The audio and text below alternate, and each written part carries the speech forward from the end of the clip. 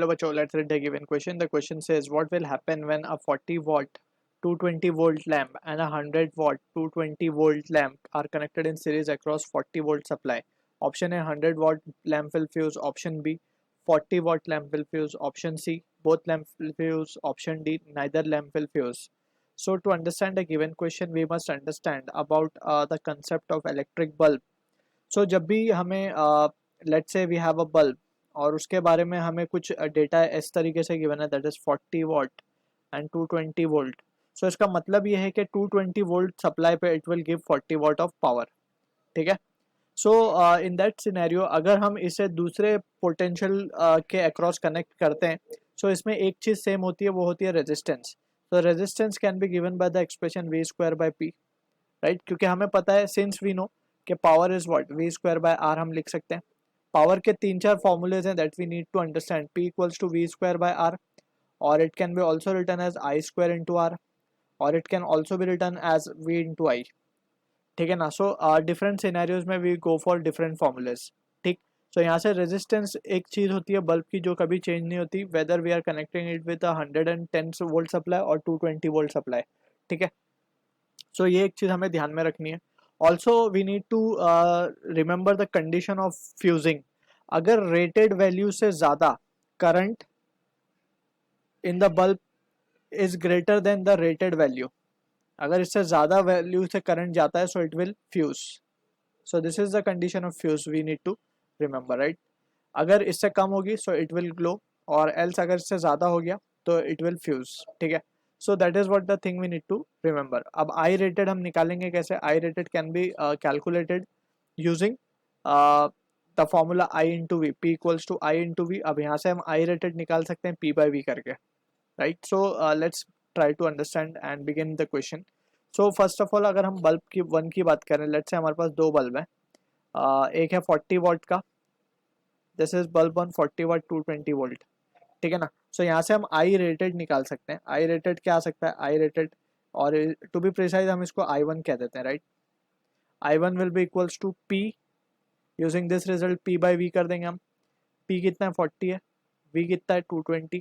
So this will be equals to 1 by, ये 0 0 गया, और ये हो जाएगा 2/11 एम्पियर, राइट. सो ये हो गया आई वन की बात. अब यहाँ से हम also we can calculate the resistance of bulb one. So resistance of bulb one की अगर हम बात करें, so again using the relation V square by P. V square हमारे पास है 220 वोल्ट का square divided by P is been given as 40. तो ये रिजल्ट आता है 48400 divided by 40, and this has to be equals to 1210 ohm. So ये मिल गया हमें resistance of bulb one. Similarly we will calculate for bulb two. दोनों चीज़ें, that is having 100 watt supply at 220 volt. So यहाँ पे सबसे पहले तो I rated, that is I current हम फाइंड कर लेंगे. So I two can be written as 40, sorry, ये हो जाएगा हमारे पास 100 by 220, and that will be equals to 5/11 ampere, right. So this will B 5/11 ampere. ये मिल गया हमें. अब इसके बाद we can also calculate the resistance of bulb two. Resistance of bulb two same formula, that is V square by P. अब V square यहाँ पे 220 का स्क्वायर, 220 का स्क्वायर डिवाइडेड बाय पी की वैल्यू हमें गिवन है 100. सो ये वैल्यू आ जाएगी 484 ओम्स. तो दोनों के रेजिस्टेंस मिल गए हमें, दोनों के करंट मिल गए.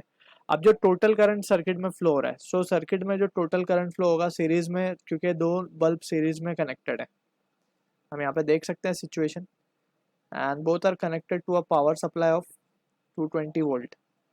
ये है हमारा बल्ब वन, ये है हमारा बल्ब टू, राइट. अब यहाँ पे हम देख सकते हैं कि ये जो सिचुएशन में है bulb one and bulb two, यहाँ पे both are in series, so same amount of current will be flowing. अब ये वैल्यू ऑफ करंट हमें कैलकुलेट करनी होगी कि करंट की वैल्यू क्या होगी. Now we can say from the circuit I will be equals to V upon R1 plus R2, right. जो क्या आएगा हमारे पास 220, सॉरी 40 वोल्ट से कनेक्टेड है, divided bye R1 plus R2 अगर हम करेंगे सो ये वैल्यू हो जाएगी हमारे पास 1694। सो फाइनली ये रिजल्ट आएगा 0.02 एम्पियर, ठीक है ना।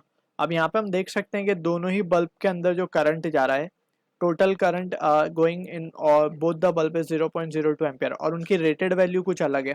सो we can say since I is less than I1 and I is also less than I22, neither of the bulb will fuse, क्योंकि वो रेटेड वैल्यू से ऊपर नहीं जा रहा करंट उसका, राइट। सो रेटेड वैल्यू जो है उसके अंदर ही है करंट। क्लियरली हम देख सकते हैं 2/11 हम करते हैं तो वो वैल्यू भी 0.8 कुछ आती है और 5/11 तो 0.45 समथिंग आती है। सो दोनों ही केस में वी कैन से कि दोनों ही केस में रेटेड वैल्यू ज़्यादा है और जो करंट फ्लो रहा है वो कम है। Therefore neither of the lamp will fuse, so option D हमारा होगा correct answer to the question. So we can say therefore neither lamp will, यहाँ पे हमने bulb लिख दिया, lamp है basically ये fuse. So I hope you understood the solution. All the best.